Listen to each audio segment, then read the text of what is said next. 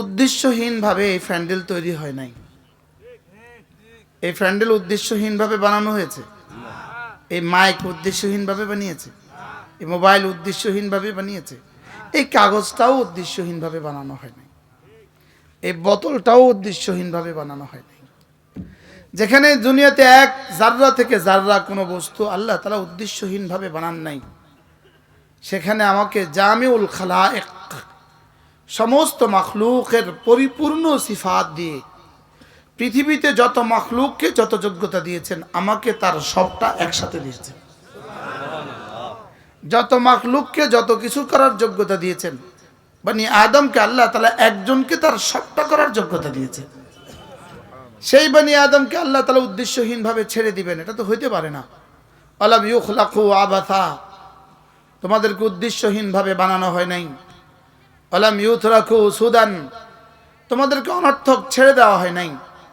বলকে ওমা খালাকতুল জিন্না ওয়াল ইনসা ইল্লা লিয়াবুদুন, আমি মানুষ আর জিনকে বানিয়েছি শুধুই আমার ইবাদতের জন্য। বলেন শুধু কেন বানিয়েছে? বলেন শুধুই ইবাদতের জন্য।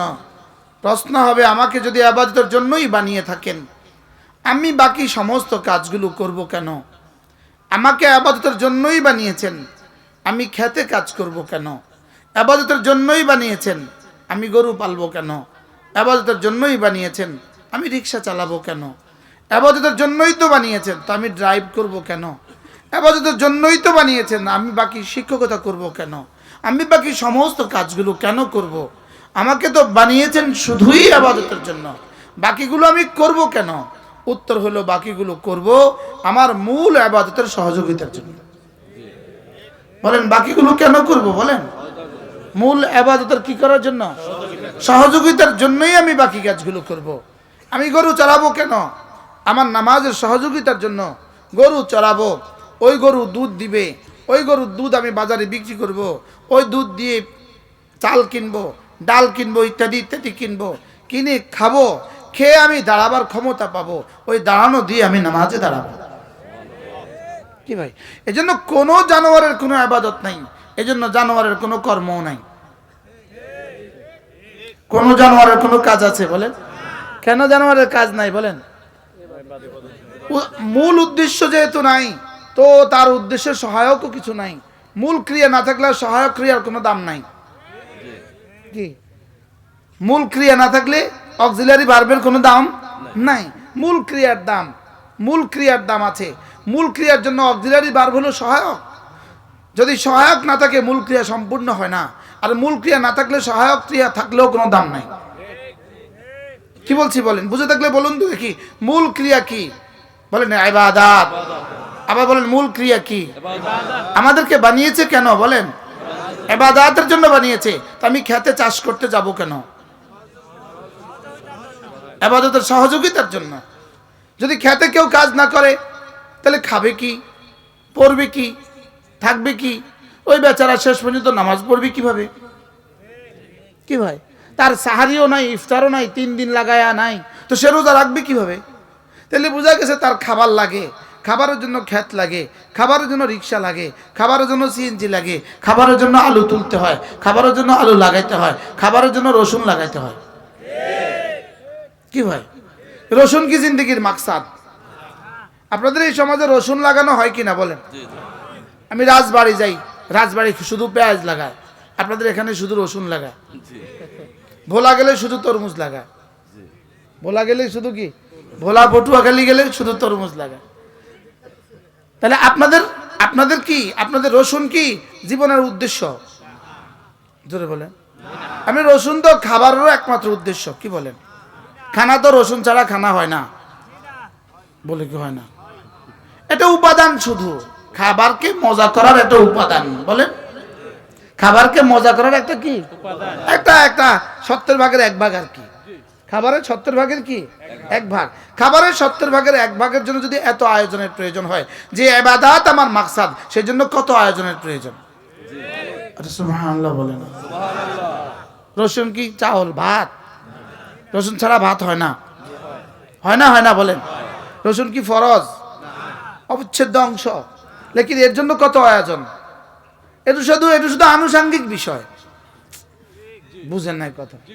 এটা শুধু কি বিষয় বলেন? রসুন কি বিষয়? নাটোরের রসুন, হয়তো রসুন কি খাবারের মূল উপাদান না আনুষঙ্গিক বিষয়? আনুষঙ্গিক বিষয়ের জন্য কত আয়োজন। সরিষা, আপনাদের এখানে সরিষার চাষ আছে, বলুন তো দেখি সরিষা খাবারের মূল উপাদানের মধ্যে কত নম্বরের উপাদান? বুঝেন নাই? এটা 1000 ভাগের 1 ভাগ, বলেন না। গরু গোশতের মধ্যে সরিষার তেল না দিলেও হয়, গরুর তেল দিয়ে হয়ে যায়, হয় না বলেন না? তাহলে এটা কি আসলে কি কম্পালসারি বিষয় না কি অপশনাল বিষয়? এটা কি আসলে ঐচ্ছিক বিষয় না মূল বিষয়? তো ঐচ্ছিক বিষয়ের জন্য যদি এতটা জরুরি হয়, ঐচ্ছিক বিষয়ের জন্য এত ক্ষেত চাষ করতে হয়, তো আমার লাজিমি বিষয়ের জন্য কতগুলো ক্ষেত চাষ করা দরকার? সুবহানাল্লাহ বলে না? তাহলে আমার ইবাদত হলো লাজিমি বিষয়, বলেন। আমি কি বুঝাতে পারতেছি আপনাদের? ইবাদত কি বিষয়? অত্যাবশ্যক বিষয়, প্রিন্সিপাল বিষয়, এটা প্রধান বিষয়। এটা হায়াওয়ান, সমস্ত প্রাণী 3 কাজ করে, ওরা জীবনে আর কোনো কাজ করে না। সমস্ত জানোয়ার, বিড়ালের 3 কাজ করে, ছাগলের 3 কাজ করে, গরু 3 কাজ করে, কুকুরের 3 কাজ করে, শুয়োরের 3 কাজ করে। সমস্ত জানোয়ার শুধু 3টা কাজ করে, খাবে, ঘুমাবে আর বাচ্চা দিবে। 4র্থ নম্বর কোনো কাজ সে পারে না। সে কি পারে বলেন? আর 4র্থ নম্বর কোনো কাজ আছে? ছাগলের আর 4র্থ নম্বর কোনো কাজ আছে? বিড়ালের আর 4র্থ নম্বর কোনো কাজ আছে? পৃথিবীর সমস্ত জানোয়ার এই 3 কাজ করে। এই 3 কাজ তাকে কেউ শিখাতে হয় না, এই 3 কাজ সে করে। এই 3টা কাজ তাকে খালাকা কুল্লা শাই ফাহাদা, আল্লাহ তাআলা সব বস্তু বানিয়ে সেই 3 কাজ করতে হবে, এটা তাকে আবার রব শিখিয়ে দিয়েছেন। এজন্য গরুর বাছুরকে শিখাতে হয় না তোমার খাবার কোন জায়গায়। আর মুরগির বাচ্চা জীবনেও মুরগির মধ্যে খাবার খোঁজে না, বুঝেন না? মুরগির বাচ্চা ডিম থেকে ফুটার পরে মুরগির মধ্যে মুখ দিয়ে দিয়ে খাবার খোঁজে। আর গরুর বাচ্চা ঘাসে মুখ দেয় না, গরুর ওলানে খাবার খোঁজে। তো গরুর বাচ্চা কোথায় খোঁজে? গরুর ওলানে। মুরগি কোথায় খোঁজে? জমিনে। আশ্চর্য কথা না? এখানে গরুকে বুঝাইতে হয় নাই, কেউ বুঝাই দিতে হয় না এখানে তোমার খাবার আছে। আর মুরগিকেও বলতে হয় না এখানে তোমার খাবার আছে। হাঁসের বাচ্চাটাকে ছেড়ে দেন, ফুটার পরেই ওকে পানিতে ছেড়ে দেন, ও সঙ্গে সঙ্গে ভেসে বেড়াবে। ওকে কে সাঁতার শিখালো? কে? খালাকা কুল্লা শাই ফাহাদা। বিজ্ঞানকে জিজ্ঞেস করেন ওকে সাঁতার শিখালো কে? বিজ্ঞান এই প্রশ্নের জবাবে হয়ে যাবে অজ্ঞান। কি? বিজ্ঞানকে জিজ্ঞেস করেন মুরগিকে এখানে খাবার খেতে শিখালো কে? বিজ্ঞানের কাছে এই জবাব নাই। হাজারো প্রশ্নের উত্তর বিজ্ঞানের কাছে নাই। হাজারো প্রশ্নের উত্তর বিজ্ঞানের কাছে কি? হাজারো প্রশ্নের উত্তর বিজ্ঞানের কাছে নাই। হাজারো প্রশ্নের উত্তর বিজ্ঞানের কাছে নাই। কি? মৌমাছি এখানে বসে না কেন? আপনাদের নাটোরে মৌমাছি আছে না নাই? এই ফুলগুলোতে একটা মৌমাছি আছে? কে মৌমাছিকে বললো এগুলো ফুল নয়? কি? এখানে মৌমাছিকে কে বললো না এখানে মধু নাই? সুবহানাল্লাহ বলে। এতগুলো সরিষা ফুল হলে এতক্ষণে কতগুলো মৌমাছি থাকতো? আসলে এগুলো কি ফুল না ফুলের মতো? আমরা এখানে যারা বসে আছি আমরা আসলে মানুষ না, মানুষের মতো। আমরা মনে করতেছেন আর কি মানুষ, আসলে মানুষ না, মানুষের মতো। কি? মানুষ হবে সে যে দাওয়াত, ইবাদত, খেলাফত হর জিম্মাদারি আদায় করে। এ হলো মানুষ। এ হলো মানুষ। দাওয়াত আমার জিম্মাদারি, খেলাফত আমার জিম্মাদারি, ইবাদত আমার জিম্মাদারি। এ হলো কি বলেন? এ হলো মানুষ। আর আমরা হলো মানুষের সুরত ধরছি। দারুল দেওবন্দের ওস্তাদ হযরত মাওলানা মুফতি পালনপুরি রহমতুল্লাহ বলতেন, ये इंसान ही है, ये इंसान ही है, পায়জামা है। এটা মানুষ না, এটা পায়জামা। বলে এটা কি বলেন? এটা প্যান্ট আর কি, এটা মানুষ না, এটা পায়জামা। ये इंसान ही है, এটা ইনসান নয়, এটা পায়জামা। এটা কি? এটা কি? এটা হলো পায়জামা। তাহলে পৃথিবীর সমস্ত জানোয়ারের কাজ হলো 3টা। কি কি? আর সমস্ত বেঈমান।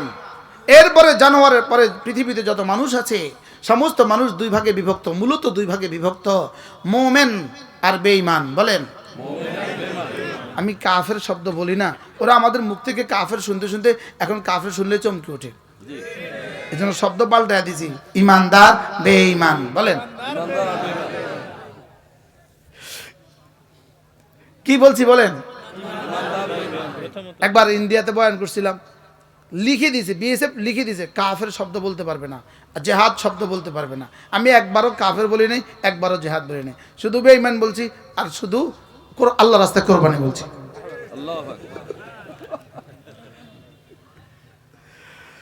বাহরাল কি বলছিলাম, মানুষ আবার দুই প্রকার বলেন, বেঈমান ইমানদার বলেন, আবার বলেন বেঈমান ইমানদার। তাই বল বেঈমান নারী বেঈমান পুরুষ, মোমেন নারী মোমেন পুরুষ। আমরা এখানে কারা আছি বলেন? মোমেন নারী মোমেন পুরুষ, আমরা আছি এখানে মোমেন নারী মোমেন পুরুষ। এবার রব্বুল আলামিন মোমেন বেঈমান নারী পুরুষ, নারী পুরুষ কেমন জানেন? বেঈমান নারী পুরুষ, কুলু ওয়া তামাত্তাউ, খাও শুধু খাও, শুধু খাও, ওয়া তামাত্তাউ, আর জানোয়ারের মতো যা করার করো, ব্যাস। ওদেরকে বলছে শুধু খাও, শুধু জানোয়ারের মতো যা করার তা করো। ওয়ুলহিহিমুল আমালু, তাদেরকে তাদের আশাগুলো বিভোর করে ফেলেছে, অন্ধ করে ফেলেছে। ওয়ুলহিহিমুল আমাল, তাদেরকে তাদের আশাগুলো কি করে দিয়েছে? খেল তামাশায় লিপ্ত করে দিয়েছে, তাদের আশাগুলো তাদেরকে বিভোর করে দিয়েছে। এজন্য কুলু ওয়া তামাত্তাউ, খাও খাও খাও,